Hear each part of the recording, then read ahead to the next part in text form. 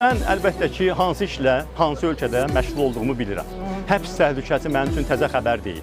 İndiyə qədər yəqin ki, bir 10 dəfə azı belə bir situasiya olub ki, mənim həbsim üçün müəyyən hazırlıqlar görülüb. Nədən bilmişəm? Yəni, müəyyən adamlara işgəncə verilib, mənə qarşı ifadə almağa çalışılıb. Bu barədə mətbuat bilir, mən də hamısını bir-bir sadalamaq istəmirəm.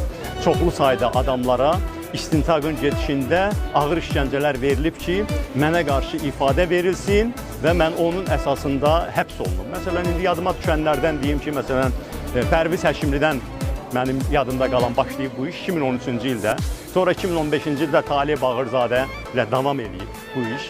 Ondan sonra Salih Rüstəmli işində həbs olunan cəbhəçilərə eyni işgəncələr verilib mənə qarşı ifadələrin alınmasından ötürü. Niyaməddin Əhmədova eyni işgəncələr verilib mənə qarşı deməli ifadə alınmaqdan ötürü. İndi hamısı bu saat yadımda deyil, 8 yoxsa 10 epizoddur ki, mənə qarşı ifadə almaqdan ötürü ayrı-ayrı adamlara işgəncə verilib. Deməli, ona görə də mənim üçün həbs təhlükəsi hər zaman yanımdadır. Yəni, mən onu hər gün hiss edirəm.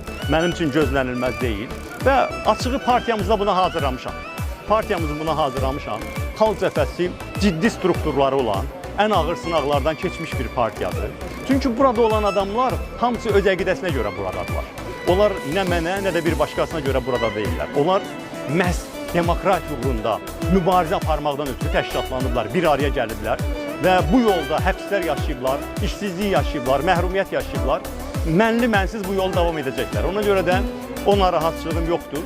Əminəm ki, mənim həbs olunacağım təqdirdə partiyanın idarə etməsində problem yaranmayacaq. Partiyanın çox yetkin insanlardan ibarət olan rəyasət heyəti seçilib.